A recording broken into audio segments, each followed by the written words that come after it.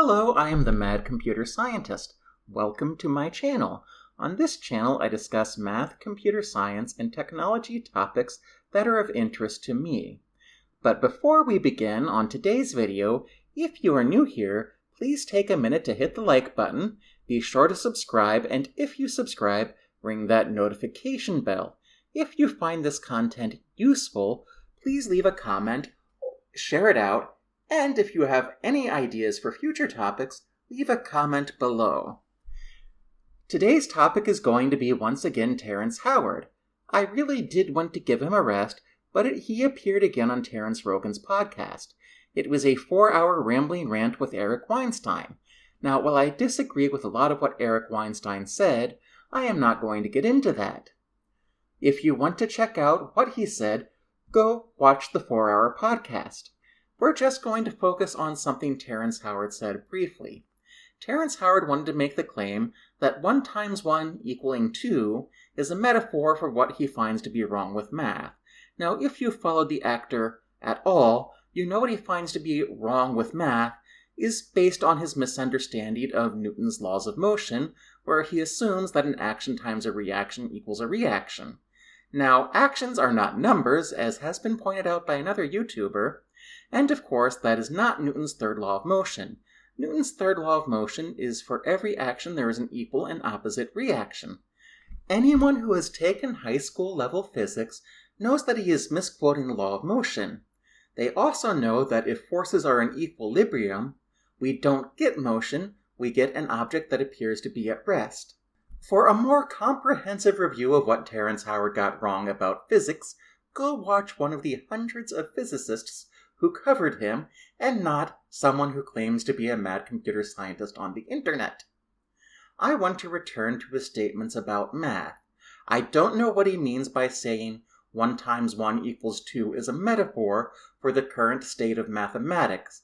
I think it's a more apt statement to say that his statement is a demonstration of the failures of the American educational system because no one ever took the time to explain to Mr. Howard that he was wrong when he did this simple arithmetic. While I can say a lot more about Terrence Howard's math, I don't feel there's anything more to be gained by going over his failures at basic arithmetic.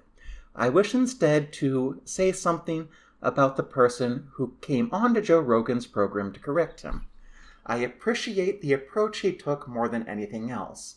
I think Eric Weinstein's patient approach to correcting Howard was the way this needed to be done because there was no way he was going to take any criticism of what he said.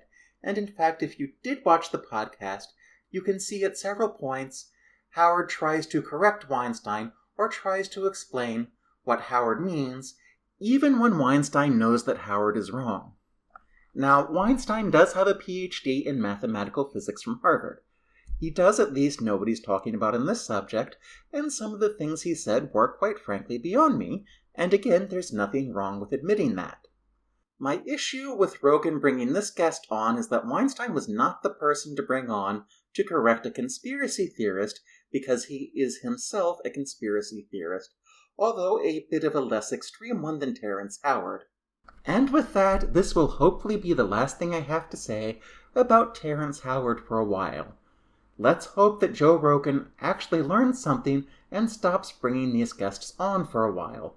Let's bring back topic experts who are actually experts in their field. I would love to see more Neil deGrasse Tyson and Mickey Okakus on Joe Rogan, and fewer people like Ben Van Kerkwyk, Terrence Howard, and Billy Carson.